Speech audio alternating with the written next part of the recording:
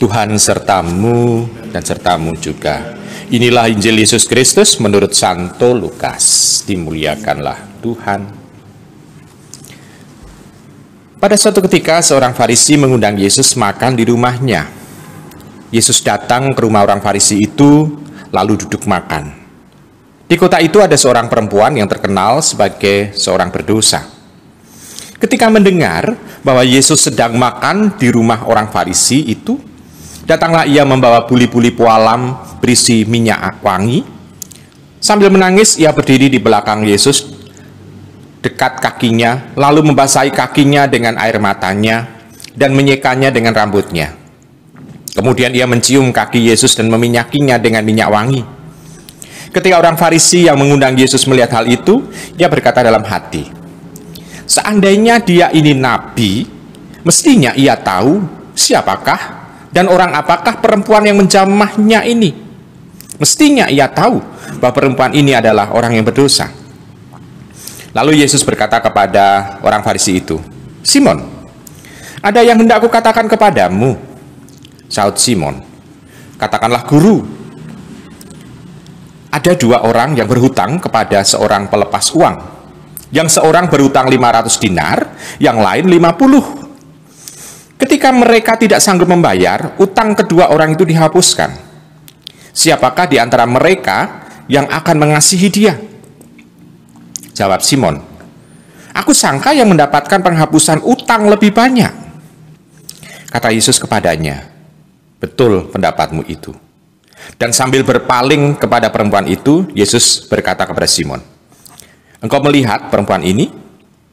Aku masuk ke dalam rumahmu, namun engkau tidak memberi aku air untuk membasuh kakiku.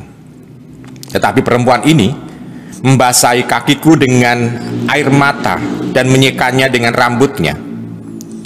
Engkau tidak mencium aku, tetapi sejak aku masuk, ia tiada henti-hentinya menciumi kakiku. Engkau tidak meminyaki kepalaku dengan minyak, tetapi ia meminyaki kakiku dengan minyak wangi. Sebab itu aku berkata kepadamu, dosanya yang banyak itu telah diampuni, karena ia telah banyak berbuat kasih. Tetapi orang yang sedikit diampuni, sedikit pula ia berbuat kasih." Lalu Yesus berkata kepada perempuan itu, "Dosamu telah diampuni." Orang-orang yang makan bersama Yesus berpikir dalam hati, "Siapakah dia ini, maka ia dapat mengampuni dosa?" Tetapi Yesus berkata kepada perempuan itu, "Imanmu telah menyelamatkan dikau, pergilah dengan selamat." Demikianlah Injil Tuhan kita. Terpujilah Kristus. Ibu, bapak, saudara-saudari yang terkasih dalam Yesus Tuhan, dikatakan bahwa dosanya yang banyak telah diampuni karena ia telah berbuat kasih. Ibu, bapak, saudara-saudara terkasih dalam Yesus Tuhan, orang melakukan dosa karena hatinya gelap, sehingga dia melakukan sesuatu yang keliru. Tetapi jika hati itu terang, entah agama apa saja, kalau orang itu hatinya terang, kita mempunyai keyakinan bahwa Roh Kudus ada di dalam hatinya. Dan Roh Kudus itulah yang menyinari hati orang itu sehingga dia bisa melakukan kasih. Sehingga Tuhan Yesus mengatakan dengan mudah, karena dia berbuat kasih, dosanya sudah diampuni. Ya karena Roh Kudus sudah ada di dalam hati orang tersebut. Sedangkan kalau hatinya gelap, dia melakukan kekerasan, maka yang menguasai hati adalah setan. Maka tindakan kekerasan, tindakan yang semenang-menang, yang sewenang-wenang, bahkan merendahkan martabat manusia yang lain, maka di sana tampak kalau setan menguasai, maka dosa yang akan dia lakukan atau kesalahan. Nah, ibu, bapak, saudara terkasih, itu yang terjadi sehingga Tuhan Yesus bisa merasakan dan mengalami bahwa Roh Kuduslah yang menuntun perempuan yang berdosa itu, yang telah melakukan dosa itu, melakukan kasih.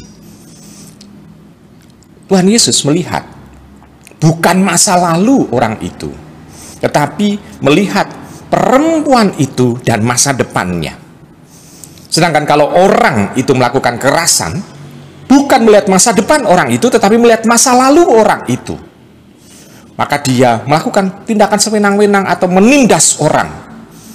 Karena dia melihat misalnya kalau orang itu mempunyai kacamata seperti orang Farisi yang mengundang Tuhan Yesus. Dia melihat masa lalu perempuan itu, penuh dengan dosa, penuh dengan itu, tetapi tidak pernah melihat masa depan perempuan itu. Sehingga dia bisa menuduh Yesus melakukan tindakan yang salah karena membiarkan perempuan itu untuk melakukan sesuatu kepada Yesus. Jadi kalau orang Farisi hanya melihat masa lalu perempuan itu, sehingga tindakannya dianggap tindakan yang keliru, bahkan dia menilai Tuhan Yesus pun keliru. Sedangkan Tuhan Yesus melihat perempuan itu saat itu yang dipenuhi dengan Roh Kudus untuk supaya melakukan sesuatu tindakan kasih, tindakan yang baik kepada Tuhan Yesus, dan Tuhan Yesus juga melihat masa depan itu, maka dia bisa melihat Tuhan Yesus mengatakan bahwa dosanya sudah diampuni, pergilah dengan selamat, imanmu sudah menyelamatkan dikau. Berarti kalau Roh Kudus itu sudah ada di dalam hati orang itu, pertahankanlah, iman itu sudah menyelamatkan dia, maka dia akan bisa pergi dengan damai. Artinya kebaikan-kebaikan bisa dirasakan oleh orang-orang yang dekat dengan perempuan itu. Dia tidak akan melakukan dosa lagi.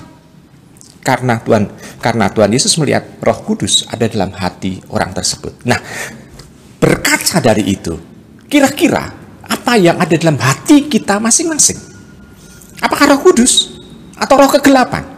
Kalau roh kegelapan, maka kita dengan mudah kita mengadili orang lain, dan kita bisa menghukum dan menindak orang lain itu dengan keras, bahkan merendahkan martabat orang itu, bahkan menghabisi nyawa orang itu, karena melihat masa lalu orang itu adalah masa lalu yang kelam. Tetapi orang itu tidak akan melihat masa depan orang itu. Sedangkan kalau hati kita penuh dengan kasih, kita tidak dengan mudah mengadili orang lain, tetapi dengan mudah kita berusaha untuk mengampuni orang lain, mengasihi orang lain, memberikan, memperhatikan orang lain itu, dan membiarkan orang lain itu bertumbuh, berkembang, supaya orang lain itu juga berjumpa dengan Allah yang kita imani pula, sehingga orang itu bisa merasakan damai. Dan kalau damai dirasakan dan kenyamanan juga dirasakan, orang itu juga dengan mudah membagikan damai kepada orang lain. Tapi kalau orang itu penuh dengan kegelapan, dan orang itu menindas orang itu, dan kalau orang itu juga akhirnya merasa mempunyai dendam dengan orang itu, dia akan membagikan dendam itu kepada orang lain pula. Nah, maka Tuhan Yesus mengajak kepada kita, mari kita bersama-sama supaya kita juga mempunyai kasih. Karena identitas kasih adalah Roh berkarya di dalam hati kita. Maka kalau kita orang Kristiani tidak mempunyai kasih, maka roh siapa yang ada dalam hati kita? Nah, seharusnya hati kita penuhi dengan Roh Kudus, supaya tindakan kasih itu menjadi identitas orang-orang Kristiani, termasuk kita sendiri, supaya orang bisa merasakan damai sejahtera. Maka Tuhan Yesus kembali mengatakan kepada kita, apakah iman kita sungguh-sungguh sudah menyelamatkan diri kita? Maka kalau iya, maka kita bisa pergi dengan selamat. Dan dosa kita pun juga diampuni oleh Tuhan. Selamat merenungkan.